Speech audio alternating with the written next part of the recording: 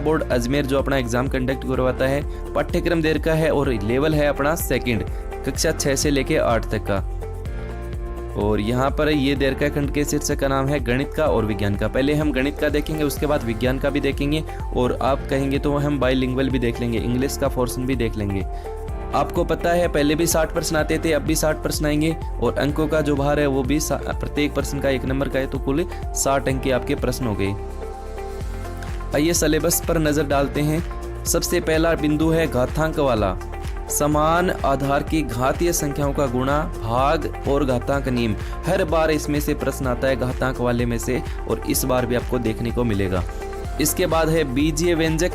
बीजीय व्यंजकों का योग, व्यंकलन, गुणा, भाग एवं सर्वसमीकाई। पहले भी ये बिंदु था, अब भी है ये। इसके बाद है गुणनखंड। सरल बीजीय व्यंजकों के गुणनखंड दे रखे हैं। सरल बीजीय व्यंजकों के गुणनखंड दे रखे हैं। पिछले साल भी प्रश्न था, 2015 में भी था, इस बार भी आपको देखने को मिलेगा। इसके बाद दे रखा है सरल एक घातीय समीकरण ही दे रखी है दोस्तों। x प्लस वाई, ये एक घातीय समीकरण है। इसमें x और y की एक एक घात होती है, वही एक घातीय समीकरण होता है। द्विघातीय समीकरण का कोई प्रश्न आपको देखने को नहीं मिलेगा। इसके बाद देखिए दोस्तों वर्ग और वर्गमूल नीचे दे रखा है, घन और घनमूल, तो ये भी आपको तैयार करना है। इसमें से भी हर बार प्रश्न आता है, वर्ग वाले पोर्शन में भी पहले भी ये था, अब भी यही है। इसके बाद दे रखा है ब्याज में दे रखा है सरल ब्याज, चक्रवर्ती ब्याज, लाभ हानि। और इसके बाद है अनुपात, समानुपात, समानुपाती भागों का विभाजन। और ये बिंदु जो आप देख रहे हैं भिन्न वाला, ये पहले नहीं था दोस्तों, आप जोड़ दिया है भिन्न वाला, ये भी आपको अब पढ़ना पड़ेगा। इसके बाद है दोस्तों प्रतिशतता यानी परसेंटेज हो गया, जन्म दर, मृत्यु दर हो गया, जनसंख्या वृद्धि एवं ह्रास हो गया। ये पहले भी था, इसमें कोई दिक्कत आपको होगी नहीं। इसके बाद थोड़ा सा हम चलते हैं ज्योमेट्री में। यहाँ पे लिखा है रेखा तथा कोण, सरल एवं वक्र रेखाओं, कोणों के प्रकार। दोस्तों इसके लिए ज्योमेट्री वाला जो पोर्शन है उसमें आप कक्षा 6 से 8 तक की किताबें जो हैं माध्यमिक शिक्षा बोर्ड की, वो आप जरूर देखें। सीधे प्रश्न आते हैं वहाँ से ज्योमेट्री वाले पोर्शन में से। बाकी के लिए आप कोई भी गाइड से आप प्रैक्टिस कर सकते हैं गणित के लिए। तो यहाँ पे दूसरा बिंदु है समतलीय आकृतियां। इसमें आपके त्रिभुज रहेगा, त्रिभुजों की सर्वांग समता रहेगी, चतुर्भुज रहेगा, वृत्त रहेगा और बहुभुज रहेगा। ठीक है, बहुभुज का प्रश्न सीटेट में हर बार आता है, और ये बहुभुज वाला पोर्शन दे रखा है। इसके बाद देखो दोस्तों यहाँ पे समतलीय आकृतियों का क्षेत्रफल और परिमाप दे रखा है, त्रिभुज दे रखा है, आयत दे रखा है, समांतर चतुर्भुज एवं समलंब चतुर्भुज यहाँ पे दे रखा है। इनके आपको क्षेत्रफल निकालने हैं, सूत्र भी आपको याद करने पड़ेंगे। नीचे दे रखा है पृष्ठीय क्षेत्रफल एवं आयतन और घन, घनाभ, लंबवर्तीय बेलन। देखिए दोस्तों जो पृष्ठीय क्षेत्रफल है वहां पर आपको इन तीनों चीजों के अलावा नहीं पढ़ना है। शंकु है, गोला है, ये चीजें आपको नहीं पढ़नी है। सिर्फ आपको घन, घनाभ, लंबवर्तीय बेलन से ही आपको प्रश्न देखने को मिलेंगे। और घन का आयतन, घन का संपूर्ण पृष्ठीय क्षेत्रफल, घनाभ का संपूर्ण पृष्ठीय क्षेत्रफल, बेलन का आयतन, ये सारी चीजें आपको याद रखनी पड़ेंगी। सांख्यिकी में देख लेते हैं आंकड़ों का संग्रह एवं वर्गीकरण। देखिए ये कक्षा जो आपकी 9 की किताब है, 8 की किताब है, वहां से आप इसको थ्योरी जरूर पढ़िए, इनके बारे में बहुत सारे पॉइंट वहां पे आपको मिलेंगे। इसके बाद है बारंबारता बंटन सारणी। इसके बाद है मिलान चिन्ह, यानी 1 2 3 4, इसके बाद ऐसे आता है या इस प्रकार से ऐसे आएगा, ये मिलान चिन्ह हो गया। इसके बाद है लेखा चित्र यानी स्तंभ बार लेखा चित्र एवं आयत लेखा चित्र, वर्तीय ग्राफ, तो ये भी आप, ये पहले भी था और अब भी है। इसके बाद दे रखा है लेखा चित्र, विभिन्न प्रकार के लेखा चित्र दे रखे हैं जो आपको कक्षा 9 में मिल जाएंगे, कक्षा 9 में दे रखे हैं ये वाले। और प्रायिकता, ये वाला पोर्शन जो था पहले नहीं था, अब जोड़ दिया है, तो मेरे ख्याल से इसमें डरने की आवश्यकता नहीं है, क्योंकि 1 नंबर फ्री का ही दे रहा है। क्योंकि प्रायिकता जितनी आसान है उतना आसान कोई अन्य विषय है ही नहीं, अन्य बिंदु है ही नहीं गणित में। उसके बाद दे रखा है गणित की प्रकृति एवं तर्क शक्ति, और पाठ्यक्रम में गणित की महत्ता क्या है, और गणित की भाषा क्या है, और सामुदायिक गणित पहले भी ये था, अब भी यही है। और इसके बाद अंतिम दे रखा है साथियों मूल्यांकन, उपचारात्मक शिक्षण और शिक्षण समस्या, यानी जो मेथड वाला पोर्शन था वो बिल्कुल ऐसा का ऐसा ही है। अब हम जान लेते हैं अपना विज्ञान में कि विज्ञान में अगर कोई बिंदु हटा है तो कौन सा हटा है, नया जुड़ा है तो कौन सा जुड़ा है। सबसे पहले हम बात करते हैं सजीव एवं निर्जीव, तो इनका परिचय, अंतर एवं लक्षण। ठीक है, सजीव एनर्जी में क्या अंतर है बेसिकली। और इनके लिए साथियों मैं आपसे कहना चाहूँगा, माध्यमिक शिक्षा बोर्ड की जो किताबें, एनसीईआरटी की जो किताबें हैं, उनको आपको जरूर ही पढ़नी पड़ेंगी। अब बहुत सारे प्रश्न, जितने भी प्रश्न आपको देखने को मिलेंगे उन्हीं गाइडों से देखने को मिलेंगे, अन्य किसी गाइड की आवश्यकता नहीं है। हाँ, आप एक गाइड से आप प्रैक्टिस भले ही कर सकते हैं, लेकिन उन गाइडों को हल्के में नहीं लेना है। माध्यमिक शिक्षा बोर्ड की किताबें, एनसीईआरटी की किताबें जो मिले आपको वो पढ़ लेना, क्योंकि मैंने देखा है 9th 8 की जो क्लासें हैं बहुत अच्छा मीटर दे रखा है, बहुत सारे बिंदु वहाँ पे हैं, छोटे छोटे सीधे प्रश्न वहाँ से आपको देखने को मिलेंगे। इसके बाद दे रखा है, देखो साथियों, यहाँ पे सूक्ष्म जीव, यहाँ पे कौन कौन से जीवाणु, वायरस, कवक और लाभकारी या अलाभकारी, ये पहले भी था अब भी है।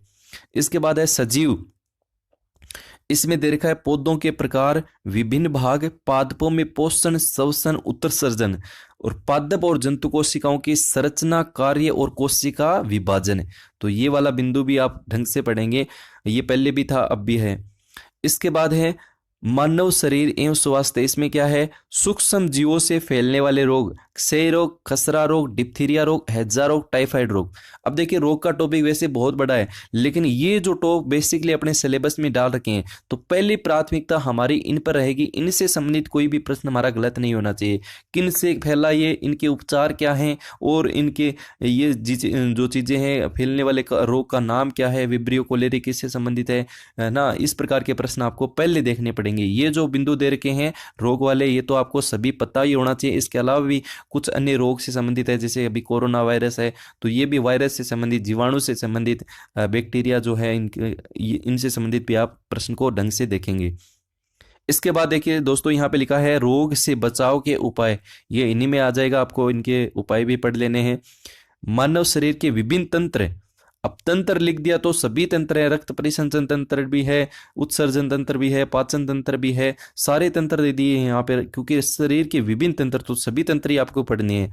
संक्रामक रोग, ये पहले भी था दोस्तों, नया नहीं है, ये पहले भी था। संक्रामक रोग है, तो इसमें संक्रामक रोग से फैलने के कारण क्या है, बचाव क्या है, कौन कौन से संक्रामक है, कौन कौन से असंक्रामक है, तो ये सरल सा बिंदु है, कक्षा 9 में आप जरूर पढ़िएगा इसको। भोजन के स्रोत दे रखे हैं, भोजन के प्रमुख अवयव दे रखे हैं, इनकी कमी से होने वाले रोग दे रखे हैं, और संतुलित भोजन दे रखा है।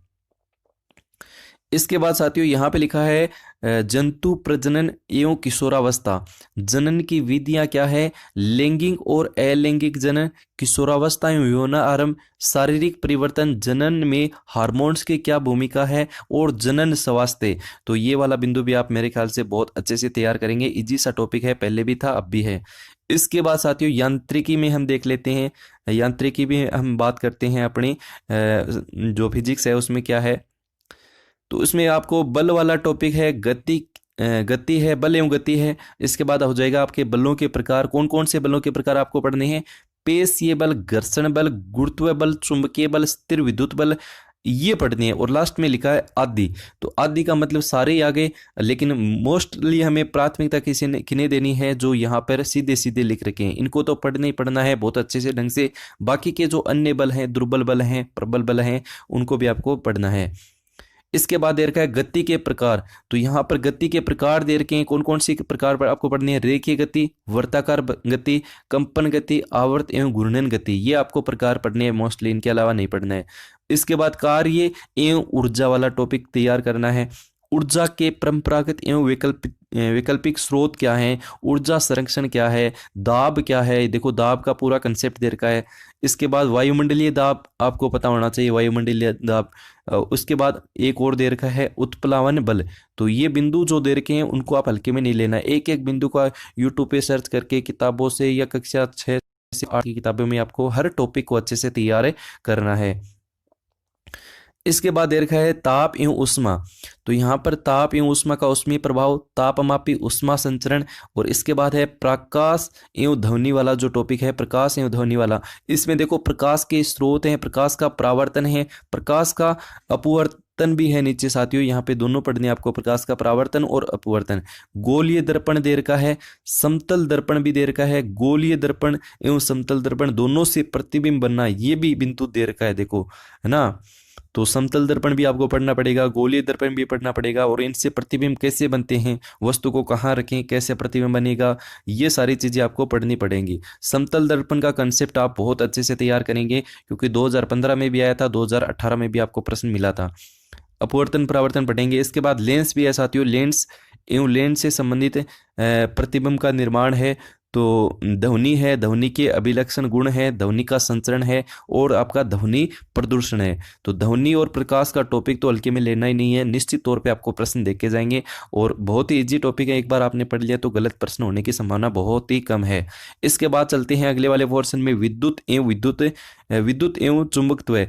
तो इसमें ये हम ये ऐसा कह सकते हैं कि ये वाला बिंदु जो है वो आपके नया जुड़ा है। विद्युत धारा पहले नहीं था, अब जुड़ गया है विद्युत धारा। विद्युत परिपथ ये भी नया है, और विद्युत धारा के उष्मीय प्रभाव अब आपको ये भी पढ़ने पड़ेंगे। चुंबकीय पढ़ना पड़ेगा एवं रासायनिक, चुंबकीय एवं रासायनिक प्रभाव, और चुंबक एवं चुंबकत्व है। तो ये आपको पोर्शन जो है वो अब आपको तैयार करना पड़ेगा, ये हम नया बिंदु कह सकते हैं। इसके बाद साथियों, विज्ञान एवं प्रौद्योगिकी अगर हम बात करें तो दैनिक जीवन में विज्ञान का क्या महत्व है। संश्लेषित रेशे एवं प्लास्टिक पहले भी था। संश्लेषित रेशों के गुणधर्म, प्रकार, प्लास्टिक एवं उसके गुणधर्म, प्लास्टिक एवं पर्यावरण, डिटर्जेंट, सीमेंट आदि, ये सारे बिंदु रहेंगे। और इसके बाद रहेगा चिकित्सा के क्षेत्र में विज्ञान एवं प्रौद्योगिकी, और अल्ट्रासाउंड है। देखो यहाँ पे एक्स किरणें आपको ढंग से पढ़ना है, सीटी स्कैन पढ़ना है। शल्य चिकित्सा, सुश्रुत जो थे शल्य चिकित्सा में पारंगत थे, और उन्होंने उनका योगदान आप पढ़ना, कक्षा 10 की किताब में दे रखा है ये। अल्ट्रासाउंड एवं लेजर किरणें, है ना, ये भी आपको पढ़ना है। दूर संचार के क्षेत्र में fax machine, computer, internet, email, website की सामान्य जानकारी दे रखा है। तो कंप्यूटर वाला जो हम कहते हैं कि कंप्यूटर है, ये पहले भी था वैसे, तो इनकी सामान्य जानकारी जो है वो आपको पता होनी चाहिए। इसके बाद चलते हैं साथियों सौरमंडल पे। सौरमंडल में आपको चंद्रमा एवं तारे पढ़नी है। चंद्रमा एवं तारे, सौर परिवार, सूर्य एवं ग्रह, और इसके बाद है धूमकेतु और तारा मंडल। अब चलते हैं केमिस्ट्री वाले पोर्शन में। केमिस्ट्री का जो पोर्शन है उसमें देखते हैं कि पदार्थ की संरचना आपको पढ़नी है। परमाणु एवं अणु, परमाणु एवं अणु, परमाणु की संरचना, कक्षा 9 में परमाणु की संरचना का एक पूरा का पूरा चैप्टर दे रखा है। तत्व, यौगिक और मिश्रण, तत्व, यौगिक और मिश्रण, कक्षा 9 की किताब में मिश्रण का टॉपिक बहुत शानदार दे रखा है, बहुत सारी चीजें हैं वहाँ पे, कौन सी विधि है, कौन से क्या है, मिश्रण के अवयवों का पृथक्करण, और तत्वों के प्रतीक आपको पता होना चाहिए। यौगिकों के रासायनिक सूत्र, रासायनिक समीकरण, भौतिक एवं रासायनिक परिवर्तन, ये तो बहुत ईजी सा है, तो ये भी आपको तैयार करना है, पहले भी था अब भी है। इसके बाद देखिए दोस्तों, यहाँ पर रासायनिक पदार्थ, इसमें क्या है, ऑक्साइड, हरित गृह प्रभाव, वैश्विक तापन, हाइड्रोकार्बन की आपको सामान्य जानकारी ही पता होनी चाहिए। इसके बाद है अम्ल, क्षार, लवण हो गया, ऑक्सीजन गैस हो गया, नाइट्रोजन गैस हो गया, नाइट्रोजन चक्र हो गया, कोयला हो गया, पेट्रोलियम हो गया, और प्राकृतिक गैस हो गया। ये जो आप बिंदु कह रहे हैं ना, ये पेट्रोलियम, कोयला और ये वाला, ये अलग से बिंदु दे रखा है कक्षा 10 की किताब में, उसको आप जरूर पढ़िएगा। तो ये अपना हो गया केमिस्ट्री का पोर्शन। अब चलते हैं सीधा जो अपना जो शिक्षण विद्या है वहाँ पे चलते हैं। देखिए शिक्षण विद्याओं में एक नया बिंदु आपको मिलेगा, विज्ञान की संरचना एवं प्रकृति हो गया, कोई दिक्कत नहीं है। प्राकृतिक विज्ञान, तो विज्ञान होता ही होता है, तो इसमें आपको लक्ष्य, उद्देश्य पढ़ने हैं। प्राकृतिक संसाधन, पर्यावरण, प्रदूषण, नियंत्रण एवं जैव, इनसे संबंधित हो गए। इसके बाद है विविधता अनुकूलन, कचरा प्रबंधन, तो ये एक बिंदु हम कह सकते हैं कुछ नया यहाँ पे शिक्षण विद्याओं में जुड़ा है।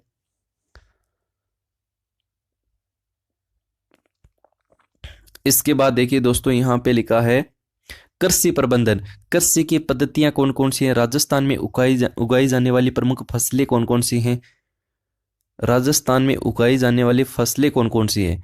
तो ये दोस्तों यहाँ पर मेरे ख्याल से ये थोड़ा सा जीके वाला पोर्शन मेरे को ऐसा लगता है कि यहाँ पे जुड़ा है, क्योंकि राजस्थान में उगाई जाने वाली प्रमुख फसलें कौन कौन सी हैं, तो फसलों के बारे में पता होना चाहिए, राजस्थान में कौन कौन सी फसल उगाते हैं, कृषि की पद्धतियाँ क्या हैं, कृषि करने की क्या क्या पद्धतियाँ हैं। तो ये कृषि से संबंधित ये पॉइंट जुड़ा है, तो इसको भी आपको पढ़ना पड़ेगा। तो ठीक है, वैसे ये कृषि प्रबंधन ये कक्षा इन किताबों में मिल जाएगी आपको। विज्ञान को समझना, विज्ञान की शिक्षण विधियाँ, तो बहुत अच्छे अच्छे बिंदु वो लगे हैं, वैसे डरने की आवश्यकता नहीं है। नवाचार पहले भी था, अब भी है। और पाठ्य सामग्री, सहायक सामग्री पहले भी थी। समस्यात्मक उपचारात्मक शिक्षण, ये भी हो गया। और नीचे दोस्तों यहाँ पे लिखा है आपका बहुविकल्पीय प्रश्नों का मापदंड है वो कक्षा 6 से 8 तक के राज्य सरकार द्वारा निर्धारित पाठ्यक्रम एवं शैक्षणिक सत्र 2019-20 की प्रचलित पाठ्य पुस्तकों के आधार पर होगा, लेकिन प्रश्नों का कठिनाई स्तर है वो सीनियर सेकेंडरी यानी कक्षा 12 तक की पाठ्य पुस्तकों का होगा। तो यहाँ पर कठिनाई लेवल है वो भी साथियों बढ़ा दिया है। अब आपको, आप चाहें तो कक्षा 12 तक की जो किताबें हैं उनको भी आप पढ़ सकते हैं, क्योंकि कठिन लेवल हो गया है कहने का मतलब। तो ये वाला आप कह सकते हैं, ये कृषि प्रबंधन वाला जो बिंदु है ये आप नया कह सकते हैं, इसको आप जरूर पढ़ेंगे। और इसके बाद यहाँ पे ये वाला पोर्शन विज्ञान में आप नया कह सकते हैं, विद्युत धारा, विद्युत परिपथ, ये बिंदु जो दे रखा है, और ये भी आप ढंग से पढ़ेंगे। बाकी तो लगभग चीज़ें सेम है। गणित में ये प्रायिकता वाला पोर्शन है, इसको आपको पढ़ना है। और यहाँ पे ये भिन्न दे रखा है, ये भी एक नया बिंदु हम कह सकते हैं। तो ये साथियों सब्जेक्ट का पूरा मैटर